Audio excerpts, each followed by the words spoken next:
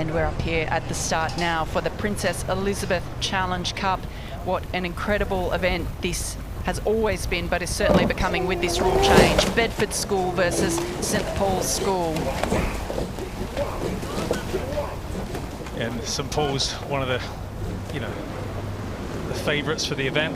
So much history in this event.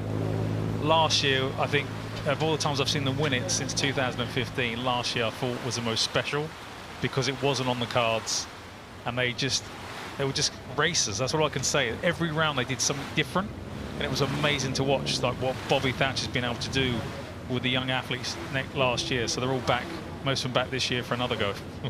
Yeah, potentially just there, coming past the island, looking a little flustered.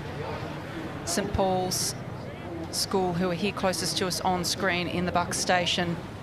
Bedford looking pretty smooth, pretty long, really composed considering who they're lining up against here. Yeah, that is impressive, going off the start and being side by side with St Paul's from Bedford. That's a great start there. Just what they needed to do. As we move up to the live shots here, we can see that Paul's has moved out to about a 3/4 length lead over Bedford.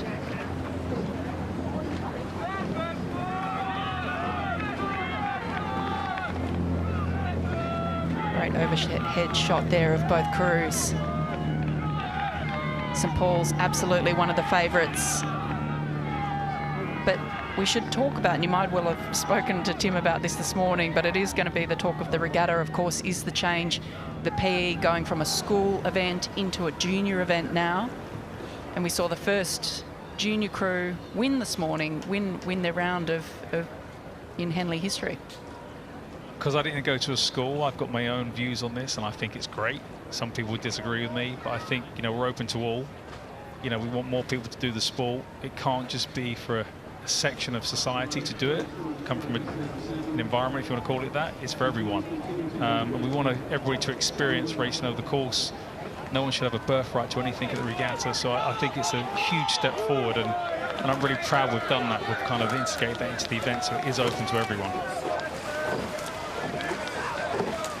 Yeah, it is wonderful to see now that the rules in the eights line up with the rules in the quad. So all of the junior events now at Henley have the same rules. So we have the Forley and the Diamond Jubilee in the quads for men and women, and now the Prince Philip and the Princess Elizabeth for the eights, all with those junior rules. So it will be a bit of a shake-up over not only this year but the coming years. But I think this crew here, St Paul's School on the left-hand side of your screen, now with a commanding lead over Bedford School.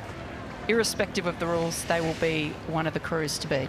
Yeah, they've got an incredible program there. They've been so good under Bobby's leadership over the last, I think it's been there 10 years now. It's incredible the run they've had. It's probably longer. He is old now. I do let him know that he's bolder now. But they've got so much talent that comes through, and the consistency at the regatta and the way they deliver. They know how to race at Henley, which is, once you get over that hump of understanding, the protocols, what you need to do, how to get the best out of yourself, it enables the next generation to keep feeding through on that cycle.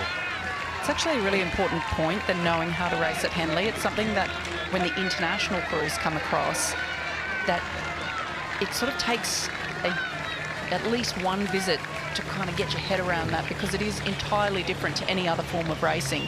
And not to mention the incredible pressure that all of these athletes feel when they show up and are racing for their school, their club, or even their country. But a great win there to St Paul's School in the Princess Elizabeth Challenge Cup over Bedford School.